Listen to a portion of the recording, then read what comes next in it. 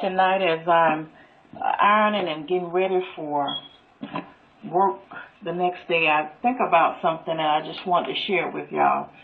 I'm thinking about how when I was younger, I used to tell lies. I used to exaggerate. Didn't realize at that time how active my imagination was and the right way to express my imagination. So I told fibs. I exaggerated. I stretched the truth many times to make the story, whatever I was telling, to make it more believable or unbelievable. Well, having come up with all these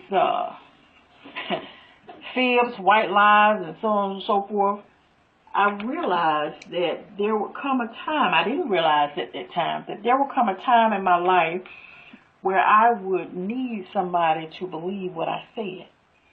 I didn't realize that that I was crying wolf by telling all those lies, that there would come a day in my life when I needed somebody to believe exactly what I said and to take me at my word.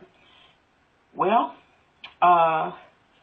around 12 years old, my mom had a boyfriend. He was in the military, and he was a real nice guy. So I thought, he took time out with me and seemed like he was interested in me having a voice and speaking up for myself and on an intellectual level, he appreciated, how intelligent I was and so on and so forth.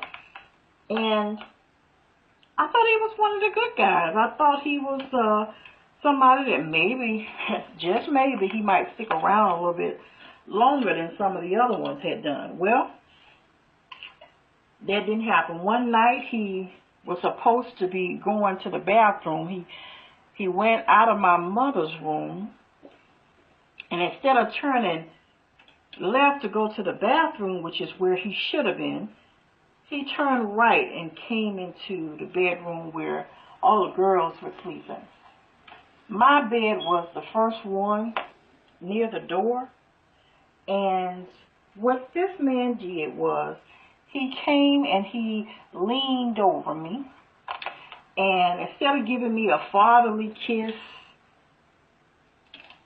he brushed his lips against mine, and then he licked my lips and kind of smacked at the end as if it was delicious to him,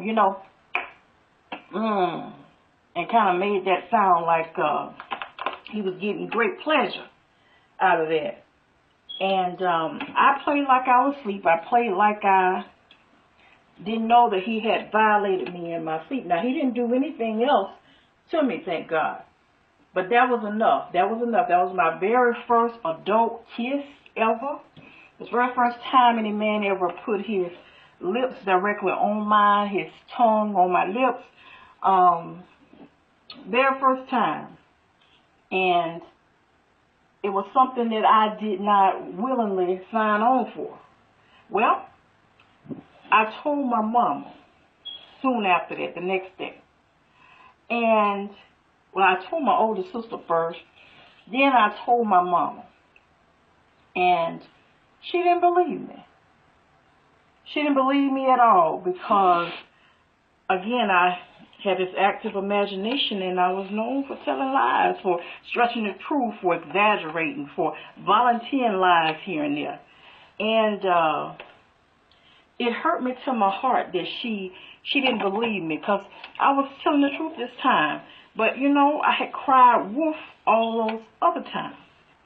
And so here I was telling the truth, and I needed for her to believe me because I didn't trust this man to be in our house anymore. And I had made it hard for her to believe what I said because I had been a good steward over the truth. Well, my mom, I didn't let up. Of course, the man denied it. I continued to tell the truth. I continued to stick to my story. My story did not change. And from that day forward, I realized that I needed to be more truthful in my dealings, that I needed to speak the truth, and I needed to be someone known for speaking the truth, which I am today. But back to the story. So the guy, of course, denied it. He acted like he was just giving me a fatherly kiss, which I knew, you know, some men licking my lips wasn't fatherly at all. And so I continued to share. Now, it took her a minute because she had to make a decision. The decision was, will she believe this daughter who is known for lying, but who yet is telling the same story each time? My story never changed. I repeated exactly what he did. And so I stuck with my story because it was the truth. And finally, she got rid of him. But it wasn't right away. Wasn't right away from my comfort. Wasn't right away from my peace of mind. But I had to understand that I had sold into this. That it was because of me is why she did not believe me.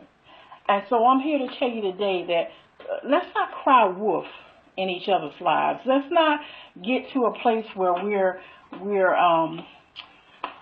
creating crises and creating situations that make people feel like, is it really an emergency this time? Let's not wear the people in our lives out by, constantly making them think that we're in some type of crises or the slightest thing is setting us off, and only to realize that maybe we didn't need them to that degree after all. Because by the time that you finally get it right, or by the time that you finally are going through something really, really bad or really, really serious, your support team is wore out. They won't be around you.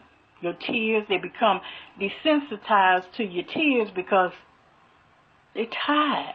And you done wore them out from all the other hundreds of times where there were non-emergencies. So just think about that. Don't cry wolf, because one day you're going to need somebody to believe you.